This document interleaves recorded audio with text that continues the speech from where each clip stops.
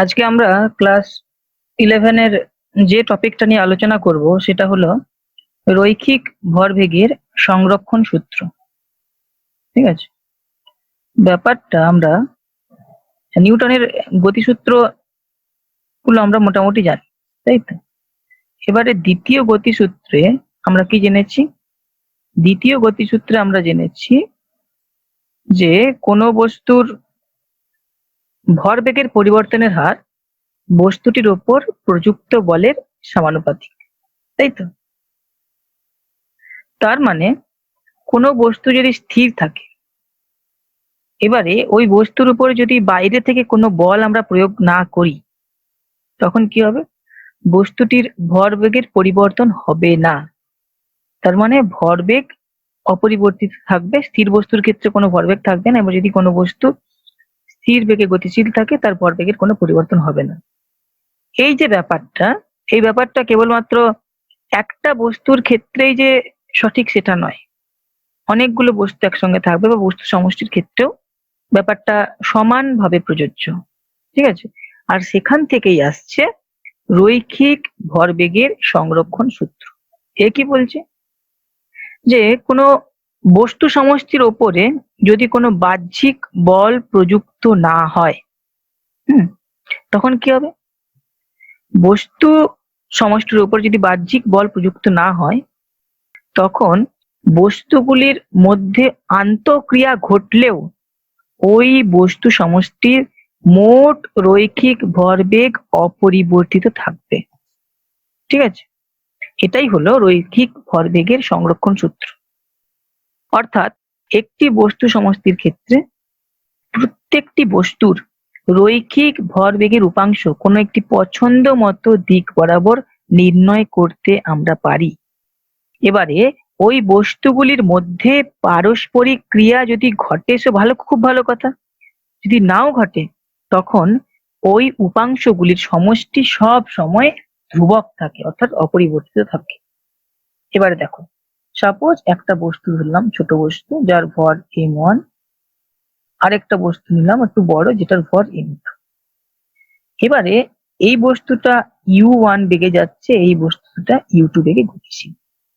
কিছুক্ষণ পরে যদি u1 এর গতিবেগটা বেশি হয় u2 থেকে, কিছুক্ষণ পরে কি করবে? একে ধাক্কা মারবে। তাহলে একটা কন্ডিশন হলো, সেকেন্ড কন্ডিশন ধাক্কা মেরে। এটা আমার m1 ছিল, এটা m2। তাহলে কি হবে?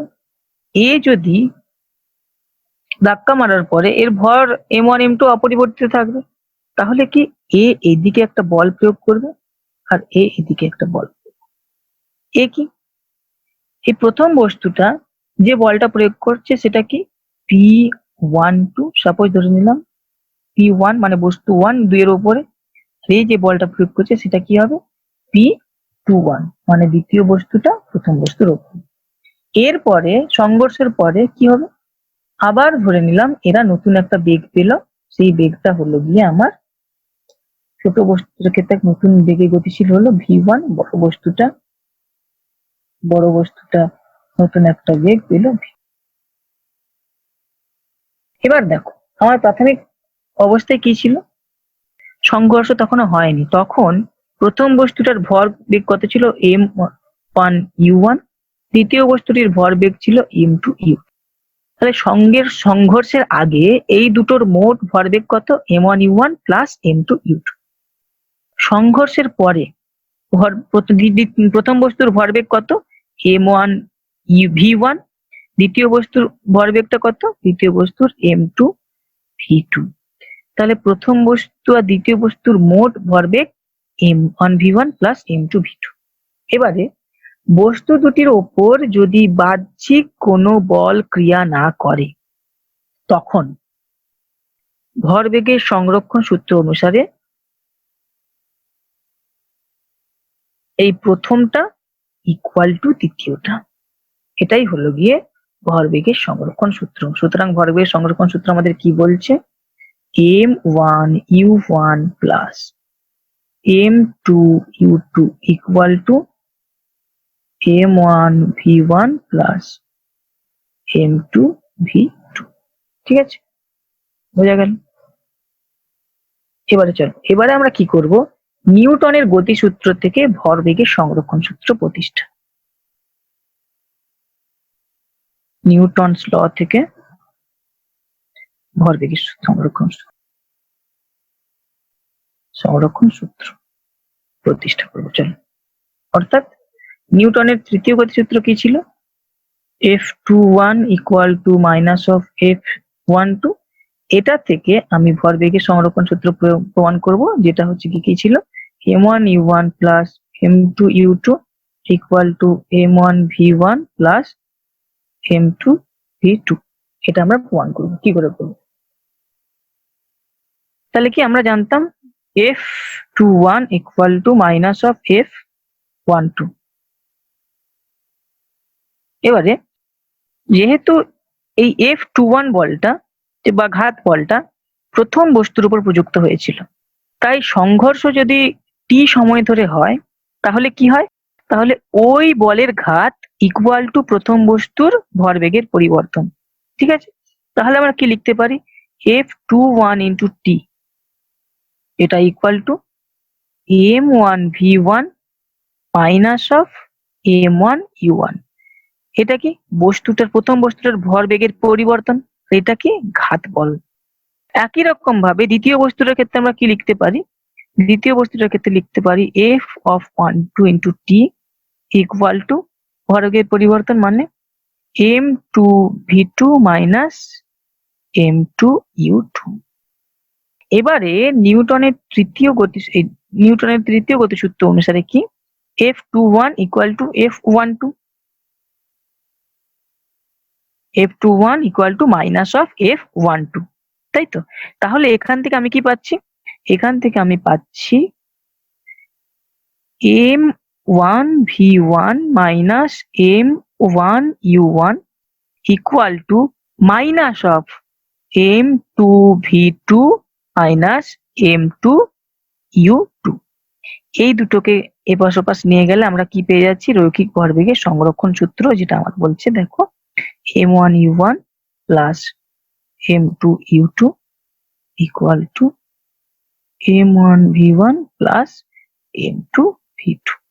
আমরা প্রমাণ করতে পারলাম নিউটনের তৃতীয় গতিসূত্র থেকে ভরবেগের সংরক্ষণ সূত্র। এবারে ঠিক উল্টোটা, ভরবেগের সংরক্ষণ সূত্র থেকে কি পাবো, কি আনবো?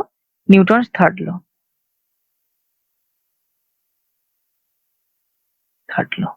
এটা প্রমাণ করবো, মানে ঠিক উল্টোটা। চলো কি করে প্রমাণ করা যায়। দেখো, আমাদের ভরবেগ গুলো আমি এবারে ধরবো p1 দিয়ে। তার মানে প্রথম বস্তুর প্রথমে ভরবেগ ছিল p1, দ্বিতীয় বস্তুর প্রথমে ভরবেগ ছিল p2। এটা একটা ধরলাম।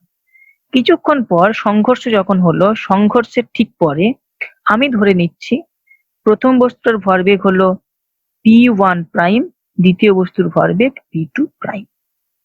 তাহলে রৈখিক ভরবেগের সংরক্ষণ সূত্র অনুসারে আমরা কি লিখতে পারি? p1 plus p2 equal to p1 prime plus p2 prime, তাই না? এটা লিখতে পারি। এখান থেকে কি লিখতে পারি? p1, এখান থেকে আমরা লিখতে পারি p1 prime minus p1 equal two আমরা লিখতে পারি p2 মাইনাস p2 প্রাইম। তাহলে আমরা কি লিখতে পারি? এখান থেকে আমরা লিখতে পারি কি, তাহলে এখান থেকে আমরা লিখতে পারি কি, এখান থেকে লিখতে পারি যেটা বললাম p1 prime minus p1 equal to p2 minus p2 prime. আর এখান থেকে লিখতে পারি minus of p2 minus p2 prime minus p2। এটা লিখতে পারি। দুটোকে যদি t দিয়ে ভাগ করে দিলাম তাহলে আমরা কি পাবো? দুটোকেই দিয়ে ভাগ করলে এইটা পেলাম কি, ভরবেগের পরিবর্তনের হার সময়ের সাপেক্ষে। এটাও হলো গিয়ে ভরবেগের পরিবর্তনের হার সময়ের সাপেক্ষে। এটা হচ্ছে প্রথম বস্তু, এটা দ্বিতীয় বস্তুর ক্ষেত্রে। তাহলে ভরবেগের পরিবর্তনের হার প্রযুক্ত বলের সমানুপাতিক, তাই না? তার মানে আমরা কি লিখতে পারি? আমরা লিখতে পারি F21 equal to minus of F12। 1 2 হলো, বোঝা গেল? এটাই হচ্ছে গিয়ে আমার নিউটনের তৃতীয় গতি সূত্র। এরপর আমরা যেটা জিনিসটা জানবো যে বন্দুকের প্রতিক্ষেপণ, রিকয়েল অফ এ গান। বন্দুক, বন্দুক থেকে আমরা যখন গুলি ছুড়ি তখন প্রথমে কি যে গুলি ছোড়ে সেও স্থির থাকে, বন্দুকও স্থির থাকে। তারপর যখন বন্দুক থেকে ঠিক গুলিটা ছোড়া হয় তখন কি সেই বন্দুক থেকে ছোড়া গুলি একটা ভরবেগ পায়। তার মানে ভরবেগের সংরক্ষণ সূত্র অনুযায়ী বন্দুকটিও একই ভরবেগ নিয়ে পিছন দিকে সরে যায়। সেই জন্য যিনি বন্দুক নিয়ে থাকেন তিনি একটা ধাক্কা অনুভব করেন। এই ঘটনাটাকেই বলা হয় বন্দুকের প্রতিক্ষেপণ বা প্রক্ষেপণ। ধরে নাও গুলিটার ভর m1, গুলিটার বেগ v1, বন্দুকের ভর m2, বন্দুকের বেগ আমাকে দিল v2। গুলি ছোড়ার ঠিক আগে মোট ভরবেগ কত ছিল? নিশ্চয়ই 0, কারণ দুজনেই স্থির। গুলি ছোড়ার পরে মোট ভরবেগ হয় কি m1 v1 plus m2 v2। তাহলে রৈখিক ভরবেগের সংরক্ষণ সূত্র অনুযায়ী 0 equal to m1 v1 plus m2 v2, যেখান থেকে আমার v কি পাচ্ছি v2 equal to minus of m1 by m2 into v1। তাহলে বন্দুক থেকে গুলি ছোড়া হলে বন্দুকের যে প্রতিক্ষেপণ বেগ বা প্রতিক্ষেপ বেগ সেটা v2 ইকুয়াল টু কি হয় minus of m1 by m2 into v1। ঠিক আছে, এবার এখানে ঋণাত্মক চিহ্নটা কেন আছে, এটা তাৎপর্যটা কি, মানে নেগেটিভ সাইনটা কেন আছে? এই নেগেটিভ সাইনটা সেটাই বোঝাচ্ছে বন্দুকের গুলি সামনের দিকে গেলে বন্দুকটা কি করে পেছন দিকে একটা গতি লাভ করে। ঠিক আছে, যার জন্য যিনি বন্দুকে গুলি ছোড়েন তিনি একটা ধাক্কা অনুভব করেন। ঠিক আছে, এরপর আমরা যেটা পড়বো বোমার বিস্ফোরণ। বোমা, বোম, ঠিক আছে, বোমা। সাপোজ বোমা মানে কি, বোমা হচ্ছে কি অনেকগুলো পার্টিকেল থাকে যেটা চারিদিকে বাস্ট হয়ে যায়, মানে ছিটকে যায়, তখন সেটা বোমার হচ্ছে গিয়ে কাজ করে। সাপোজ বোম যখন ফাটে কি একটা ছোট্ট পুটুলির মতো আছে, চকলেট বোম সাপোজ আছে, এখানে তুমি হচ্ছে গিয়ে আগুন ধরালে, এখানটা আগুন ধরালে কি হয়, আগুনটা যে এখানে যায়, তারপর চারিদিকে পার্টিকেল গুলো স্প্রেড করে যায় বা ছড়িয়ে পড়ে, ধুম করে একটা আওয়াজ হয়।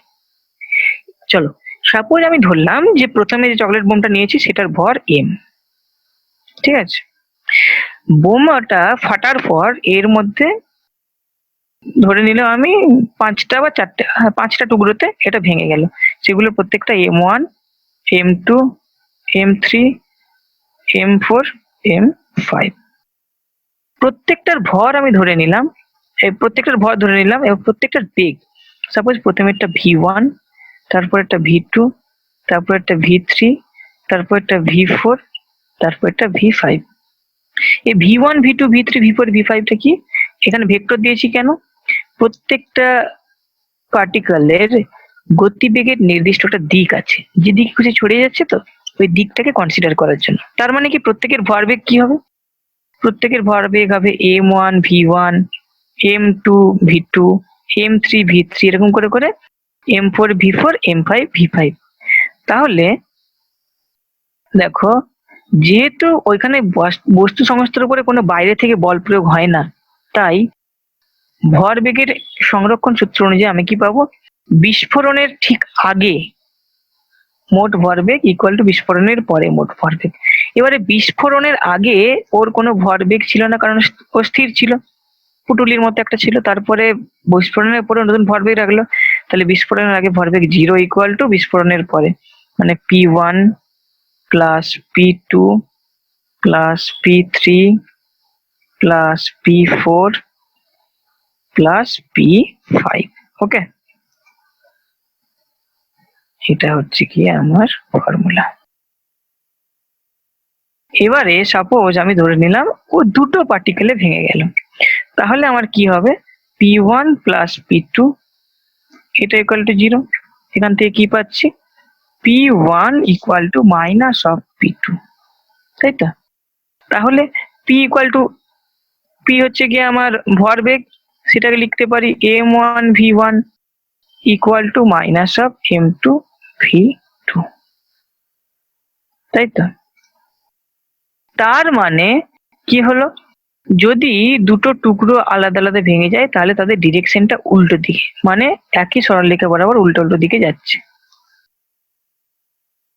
এবারে যদি দুটো বস্তু m1 আর m2 সমভরের হয় তখন কি হবে, তখন আমি পাচ্ছি v1 equal to minus of v2। তার মানে দুটো বস্তু সমভরের হলে কি হবে, দুটো আলাদা আলাদা দিক বরাবর দুটো পার্টিকেল ছিটকে যেতে থাকবে, ঠিক আছে, পরস্পরের বিপরীত দিকে ছিটকে যাবে। এটাই হলো বোমার বিস্ফোরণের ব্যাপার স্যাপার। এই রিলেটেড কিছু অঙ্ক তোমরা বইয়ে পাবে, ওখানে করেও দেওয়া আছে, এক্সাম্পলেও আছে, সেগুলো একটু করার চেষ্টা করবে, ঠিক আছে। চলো, এরপরে আমরা পরিবর্তনশীল ভরের বস্তু নিয়ে আলোচনা করব। ভরের বস্তু, পরিবর্তনশীল ভরের বস্তু মানে কি, কোন একটা বস্তু আছে, সেটা যত এগোচ্ছে তার ভরটা চেঞ্জ হচ্ছে।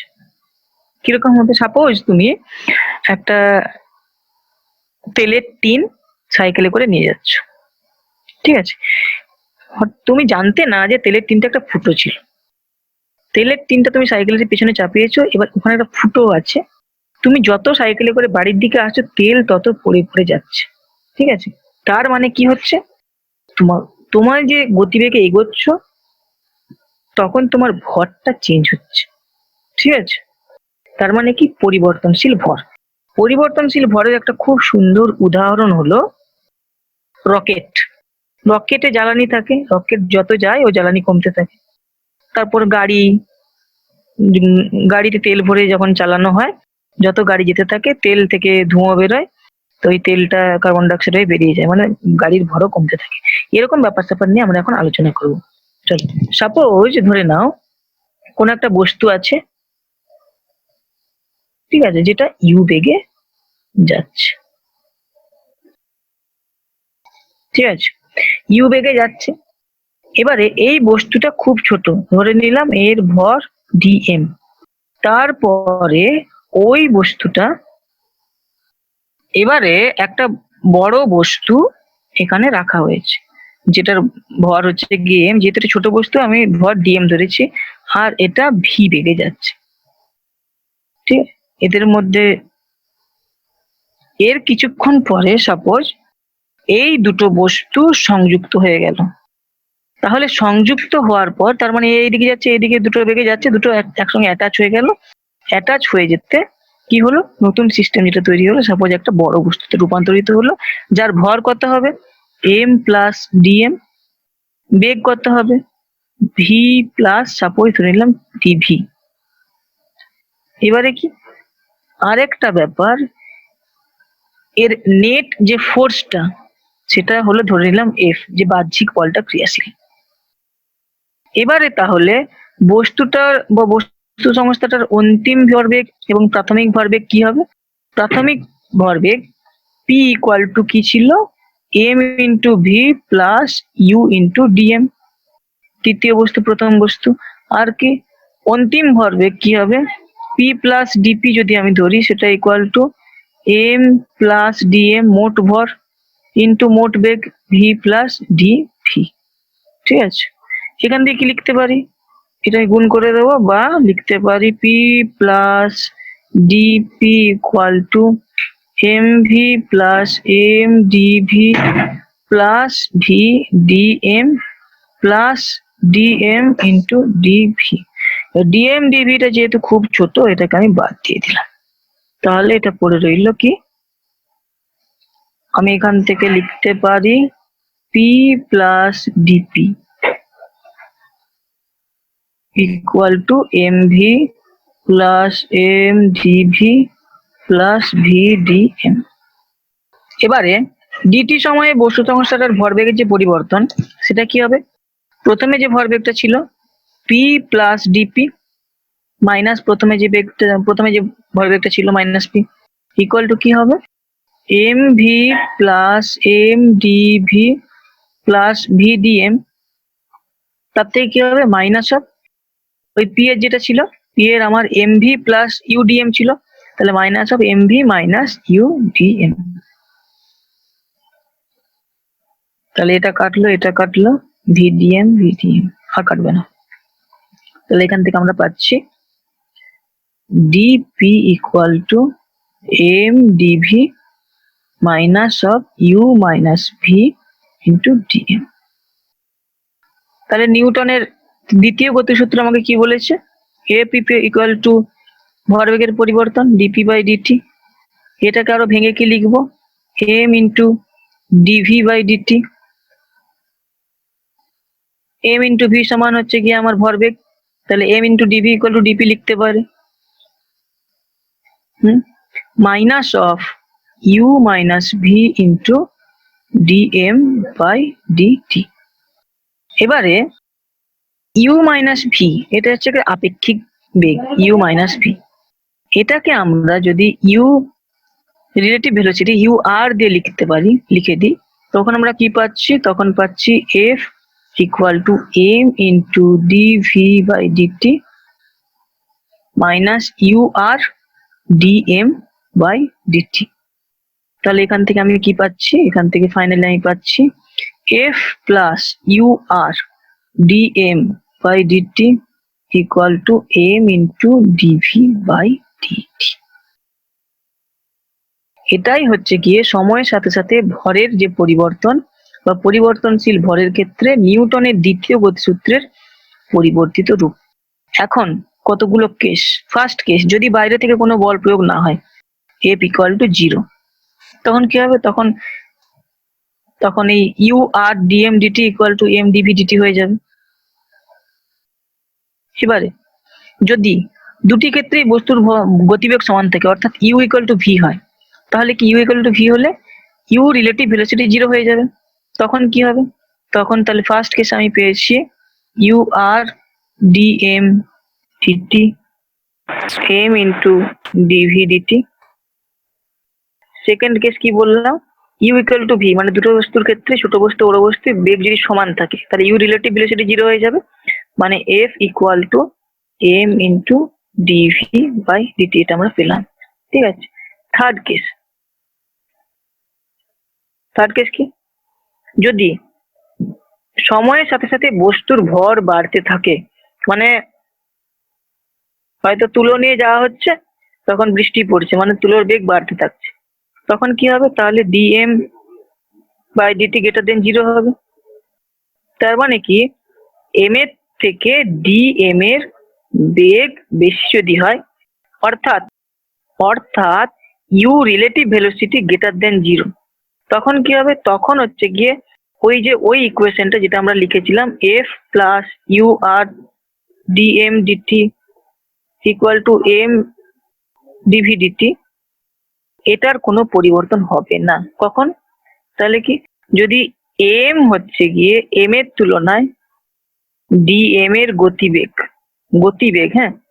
গতিবেগ যদি বেশি হয়, তার মানে কি ইউ আর গ্রেটার দেন 0 হয়, তখনই এটার কোনো পরিবর্তন হবে না।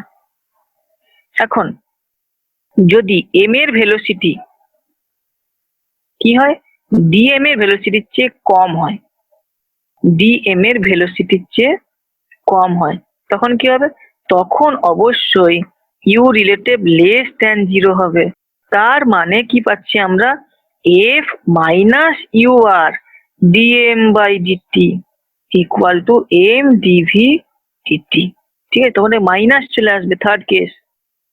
4 নম্বর কেস, যদি DM by DT less than 0, U R greater than 0, তখন ওই আগের ইকুয়েশনটাই পাওয়া যাবে, F minus U R DM DT equal to M DV DT.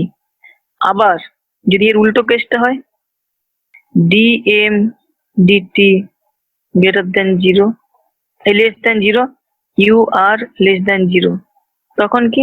তখন হচ্ছে গিয়ে সেই আগের ইকুয়েশনটাই পাবো, মানে A plus U R DM by DT equal to M DV DT. হলো। এটা হচ্ছে গিয়ে পরিবর্তনশীল ভরের বা বস্তু সংস্থার ক্ষেত্রে গতি। এর দুটো অ্যাপ্লিকেশন আছে, একটা রকেট আর জেট বিমান, আর রকেটের ওপরে ক্রিয়াশীল বল ত্বরণ। এই সমস্ত ব্যাপারগুলো একটু নিজে টেক্সট বই তোমাদের আছে, টেক্সট বই থেকে একটু পড়বে, তাহলে ব্যাপারটা নিজে অনুধাবন করতে পারবে। এই হলো মোটামুটি আমাদের আজকের বিষয়ের বস্তু। এর রিলেটেড প্রচুর অঙ্ক বইতে পাবে, বইয়ের অঙ্কগুলো তোমরা নিজে নিজে করার চেষ্টা করো, উদাহরণ যেগুলো করা আছে। তারপরে অনুশীলনীতে হটস, অনুশীলনীতে কঠিন, সেট 1 সেট 2, তারপর হটস, নিয়মিতার প্রবলেম, অনেক কিছুই থাকবে। প্রত্যেকটা অঙ্ক করার চেষ্টা করবে, অসুবিধা হবে না। এটা চ্যাপ্টারটা খুব সোজা। এখান থেকে এই টপিকটা ভালো করে পড়ার পরে বই থেকে একবার পড়বে, লিখে নেবে, তারপরে অঙ্কগুলো করবে। আশা করছি কোনো প্রবলেম হবে না। তারপরেও কোনো প্রবলেম হলে আমাদেরকে এখানে তোমরা কমেন্ট সেকশনে জানাবে, আমরা অবশ্যই তোমাদের হেল্প করব। আর আমাদের জিআরসিপি এর যে ওয়েবসাইট আছে, সেই ওয়েবসাইটে গিয়ে অনলাইন ক্লাস সেকশনে গিয়ে তোমরা তোমাদের যে কোনো রকম সমস্যা জিজ্ঞাসা করতে পারো। আমরা তোমাদের অবশ্যই উত্তর দেবো। Thank you.